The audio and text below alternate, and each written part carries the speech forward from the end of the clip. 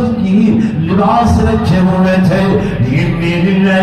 فرمایا اموالکم قسمت, تمہارے مال تقسیم کر دیے گئے. ودیارکم سکنت, تمہارے گھر کے ساز و سامان ان سب پر دوسروں نے قبضہ جما لیا ہے. وازواجکم زوجت, وہ محبت کرنے والی بیویاں, وہ پیار کرنے والی بیویاں عدت گزارنے کے بعد دوسروں کے بستر کی زینت بن چکے ہیں. فرمایا اس وقت قبر میں اگر کوئی تمہارا ساتھی ہوگا تو وہ اللہ کا قرآن ہوگا.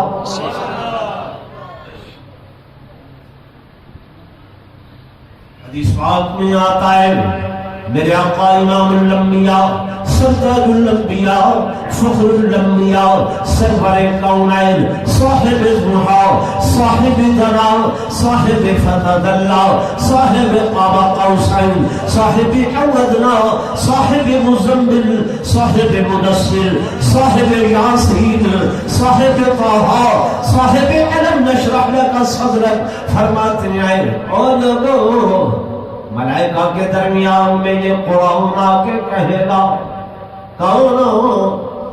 ملائکہ کہاں سے آئے ہو؟ آسمان سے آئے ہیں.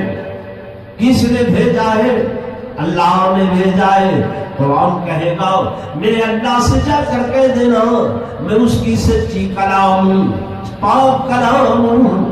اللہ سے کہنا اس بندے نے دنیا میں مجھ سے دوستی لگائی تھی, تعلق بنایا تھا, مجھے اوڑھنا بچھونا بنایا تھا.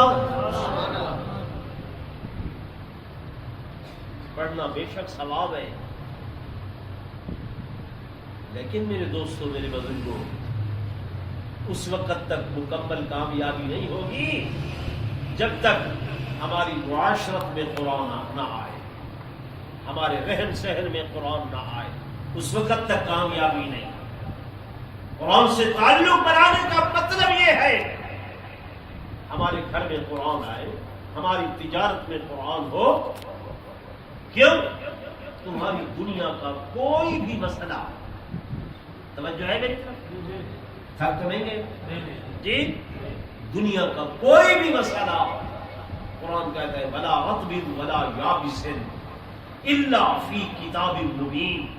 کوئی تری کا مسئلہ ہے, کشتی کا مسئلہ ہے, زراعت کا مسئلہ ہے, معاملات کا مسئلہ ہے, معاشرت کا مسئلہ ہے, معاش کا مسئلہ ہے, فرمایا بیماری کا مسئلہ ہے, تکلیف کا مسئلہ ہے, الا فی کتاب مبین, مگر اس قرآن مجید کے اندر موجود.